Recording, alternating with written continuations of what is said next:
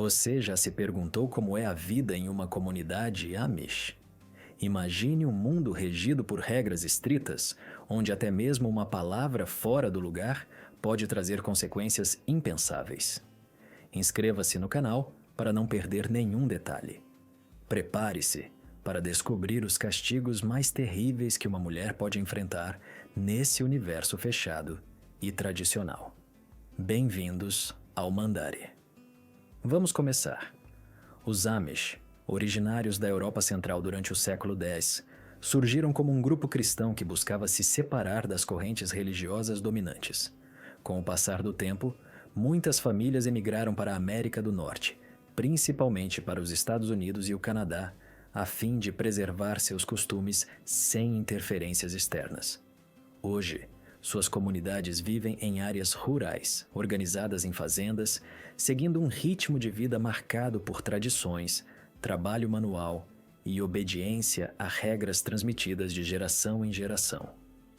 Cada comunidade funciona como um pequeno mundo, com seu próprio sistema de regras e liderança.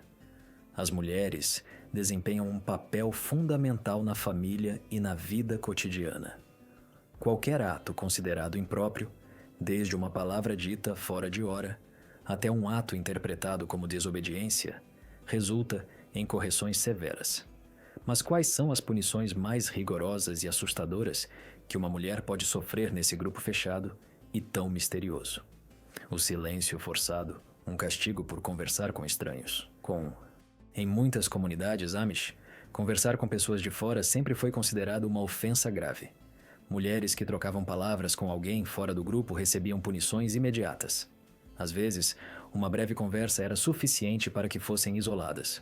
Os anciãos da comunidade, responsáveis por manter a disciplina, aplicavam as sanções sem hesitação, sem questionamentos. As primeiras consequências se manifestavam em casa. As mulheres eram afastadas das tarefas coletivas e separadas das demais. Por dias, não lhes era permitido compartilhar refeições ou participar de atividades com outras mulheres. A isolação começava no seu ambiente mais próximo. Os homens recebiam ordens para aplicar as medidas corretivas e monitorar cada um de seus passos. Algumas eram obrigadas a permanecer em casa por semanas, seus passeios limitados, confinadas ao jardim. Telefone, se houvesse, era proibido. As conversas com as crianças eram restritas, podendo elas responder apenas quando questionadas primeiro. Essa forma de controle servia para marcar a diferença entre as mulheres que obedeciam e aquelas que ousavam cruzar essa linha tênue. As punições se repetiam com maior intensidade quando se tratava de mulheres jovens que conversavam com estranhos. Mesmo que a conversa abordasse temas cotidianos, os anciãos a viam como uma ameaça direta. As jovens eram chamadas para encontros privados, onde deveriam admitir seus erros e ouvir advertências. Nessas reuniões, os líderes anciãos utilizavam frases repetidas incansavelmente. Falavam sobre pureza, obediência e a necessidade de evitar a influência do mundo exterior. Em algumas ocasiões, a punição era aplicada diante de todos. As mulheres que cometeram a falta eram chamadas publicamente pelo nome. Durante as reuniões religiosas, lhes era designado um lugar separado. Nenhuma outra mulher se sentava ao seu lado. Ninguém lhes dirigia a palavra. Essa prática tinha como objetivo mostrar às outras o que aconteceria se elas se desviassem do caminho. O castigo incluía vergonha e trabalho árduo durante uma semana. Elas eram forçadas a lavar roupas para toda a comunidade, ou carregar baldes por horas a fio, tarefas humilhantes executadas sob o olhar silencioso e impassível dos demais. Em outros momentos, as mulheres eram obrigadas a confessar o ocorrido perante um grupo de anciãos. Elas tinham que repetir as palavras que disseram e a quem as disseram. A cena se passava em uma sala fechada, sem janelas, cercadas por homens mais velhos que decidiam se a punição continuaria ou passaria para o próximo nível. Em alguns casos, a mulher tinha que escrever cartas de desculpas, lidas em voz alta pelos anciãos nas seguintes reuniões dominicais, enquanto ela permanecia em pé, sem gestos, sem palavras, apenas em silêncio. Um sinal esperado de submissão. Quando as mulheres tinham filhas pequenas, o castigo se estendia a elas. As meninas eram excluídas de jogos e sentadas nas últimas fileiras durante o estudo da Bíblia. A comunidade deixava claro que toda a família sofria as consequências. Essa forma de punição coletiva tinha como objetivo forçar a mãe a se corrigir rapidamente. Mulheres que repetiam seus pecados enfrentavam medidas mais severas. Às vezes, eram transferidas para outras fazendas, longe de suas famílias, vivendo sob a vigilância constante de outras esposas anciãs, encarregadas de supervisioná-las 24 horas por dia. Elas só podiam falar com permissão. Cada palavra era avaliada, cada gesto controlado. Os maridos também recebiam instruções. Eram solicitados a privar suas esposas de privilégios por algum tempo. Algumas perdiam o acesso à louça, a camas limpas ou a comida preparada, dormindo e comendo sozinhas. Tudo foi planejado para quebrar seus espíritos. Com o tempo, muitas aprenderam a medir cada palavra, evitando saudações a visitantes, olhando para o chão ao passar por estranhos, desenvolvendo sua própria linguagem para se referir a coisas proibidas, usando gestos quase imperceptíveis para trocar mensagens sem serem notadas. Esse tipo de controle fazia parte da rotina, aprendido desde a infância. As mães ensinavam suas filhas a serem cautelosas com o mundo exterior. As conversas sobre isso eram repetidas semanalmente. Durante o ensino doméstico, eram apresentados exemplos de punições a mulheres desobedientes, uma lição reforçada por histórias reais. Durante os jantares familiares, as meninas ouviam frases como: "Há coisas sobre as quais é preciso perguntar com cuidado", ou "Palavras podem te levar longe de casa". Esses avisos eram instruções diretas. As mulheres cresceram sabendo que conversar com a pessoa errada trazia consequências. Elas viviam isso, viam isso, aprendiam isso. Vestida para o sofrimento, o controle do corpo através das roupas. As regras de vestuário no mundo Amish não apenas marcam a identidade, mas também funcionam como um método de punição. Cada peça de roupa tem um significado. A cor, o comprimento, o tipo de tecido e até mesmo os botões indicam o lugar da mulher na comunidade. Quando uma mulher quebra uma regra, a roupa se torna um instrumento de correção. As mudanças são aplicadas sem uma só palavra. Os líderes anciãos fornecem as roupas sem explicações. A mulher punida é designada um vestido mais áspero, pesado ou escuro que o normal. Às vezes, ela deve usar roupas de gerações anteriores, com cortes que não são mais vistos entre as outras. O vestido pode ser excessivamente comprido, com costuras grosseiras ou de cor opaca. As mangas chegam até os nós dos dedos. As golas sobem até a mandíbula. O corte é rígido e desconfortável. Caminhar, inclinar-se ou sentar-se se tornam um problema constante. Esse desconforto faz parte da punição. Em algumas comunidades, a mulher punida deve usar um avental diferente. Enquanto outras usam aventais brancos ou cinzas, ela é obrigada a usar um marrom ou preto, sem babados ou pregas. Essa roupa a destaca imediatamente. Em reuniões, mercados ou celebrações, todos reconhecem seu status apenas olhando para ela. Seu chapéu também muda, sendo substituído por um maior, com fitas mais grossas ou tecido mais denso. Em alguns casos, ela é obrigada a usar uma touca que cobre todo o cabelo, mesmo que já esteja usando um véu. Essa dupla cobertura visa enfatizar o sinal de correção. Durante a punição, a mulher não pode escolher suas roupas.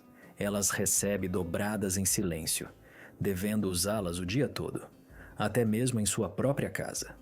Se ela tentar voltar ao seu traje anterior sem permissão, a punição continua. Outras pessoas relatam imediatamente o ocorrido. A mensagem é clara. Seu corpo transmite um aviso visual. Não é preciso dizer nada. Basta olhar para sua roupa para entender sua situação. Os homens também percebem isso. Se são solteiros, evitam olhar para ela. Se são casados, ordenam às suas esposas que mantenham distância. Nas tarefas cotidianas, a roupa de punição cria obstáculos.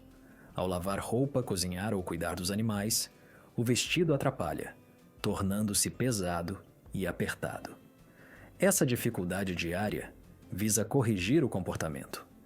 Cada movimento lembra que algo foi feito de forma errada.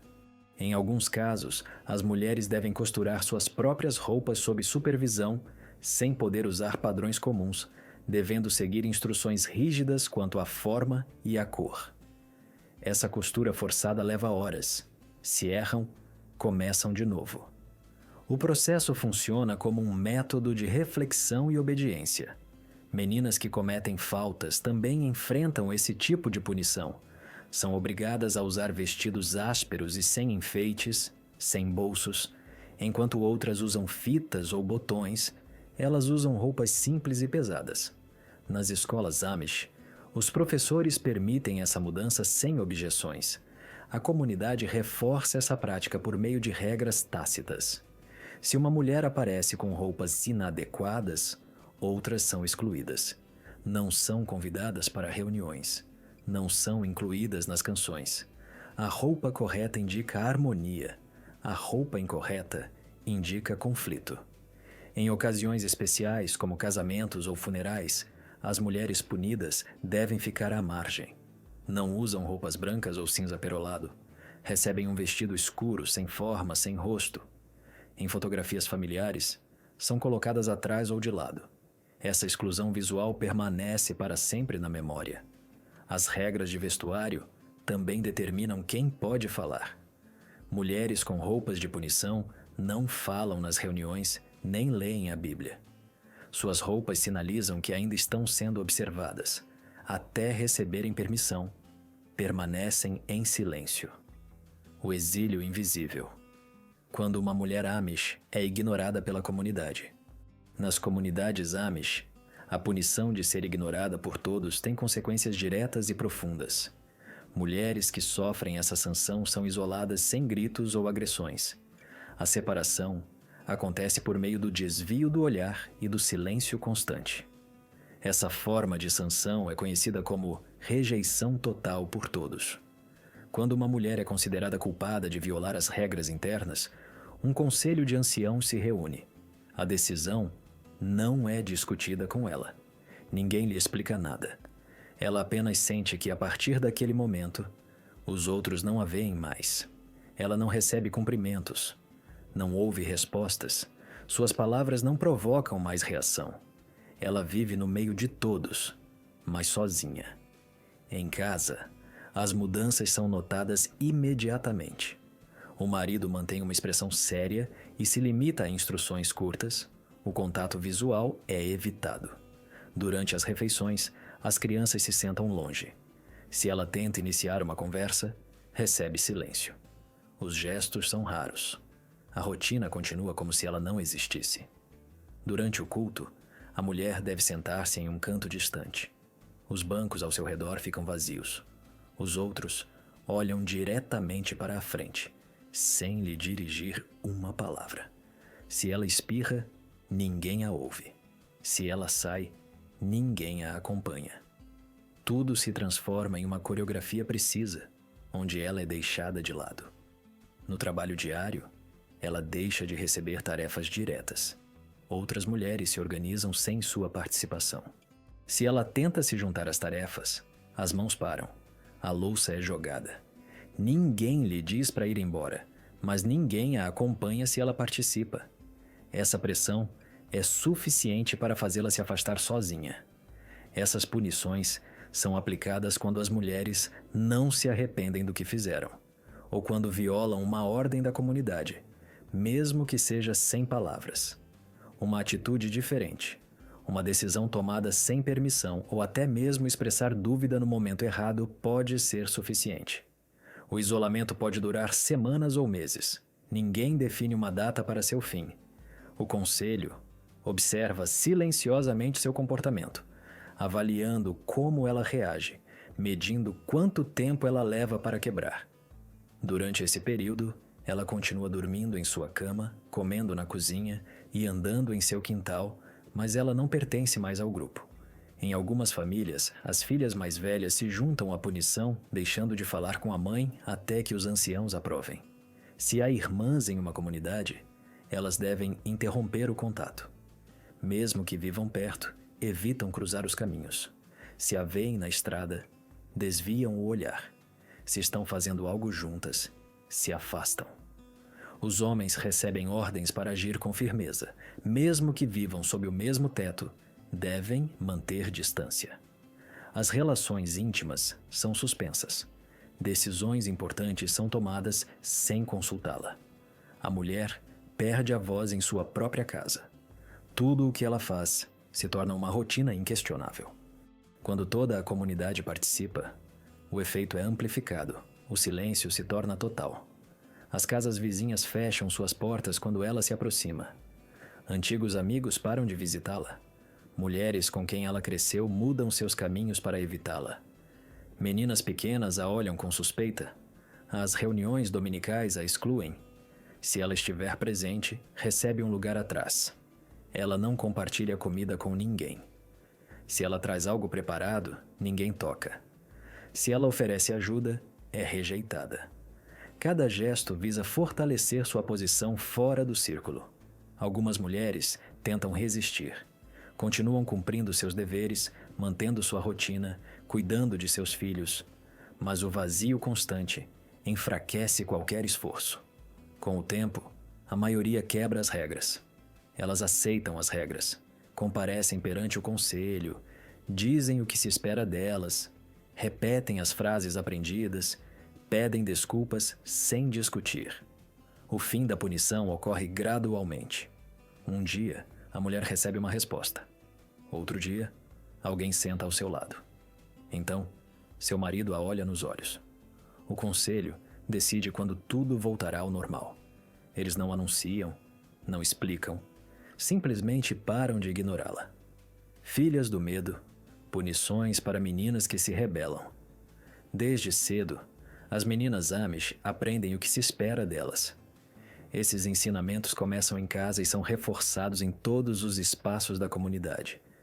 Falar fora de vez, levantar o olhar para cima na hora errada ou expressar uma opinião inadequada é considerado excessivo. Aos menores sinais de desobediência, os adultos agem rapidamente. A punição mais comum é aplicada em silêncio.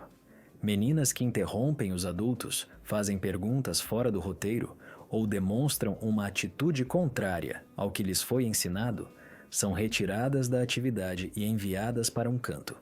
Elas devem ficar lá, com os braços cruzados, imóveis, às vezes por horas.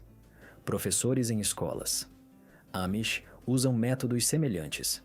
Quando uma menina questiona uma instrução ou se distrai, ela perde o direito de participar. Seus livros são tirados. Ela é privada de lápis e obrigada a observar de longe. Essa exclusão serve como uma lição direta. Outras meninas rapidamente entendem o que está acontecendo. Em casa, a reação à má conduta chega inesperadamente. A menina é enviada para uma colina ou para um celeiro, onde deve sentar sozinha e repetir frases de obediência. A porta é fechada por fora. O tempo é prolongado dependendo da falta. O único som permitido é a própria voz delas. As mães têm instruções claras. Elas devem corrigir sem interrupção. Algumas lavam a boca de suas filhas com sabão se elas dizem algo ofensivo. Outras amarram suas mãos com um tecido grosso para que não perturbem a paz. As avós ensinam esses métodos às suas filhas quando elas criam suas próprias famílias. Quando uma menina se comporta de forma insolente durante as reuniões religiosas, a punição é executada publicamente. Ela é obrigada a ficar de pé diante de todos com a cabeça baixa. Um ancião grita seu nome em voz alta e repete o que aconteceu. Então, ela recebe a ordem para sentar separadamente, longe do grupo. Essa exclusão dura dias. Não esqueça de deixar seu like e se inscrever no canal para acompanhar mais histórias fascinantes.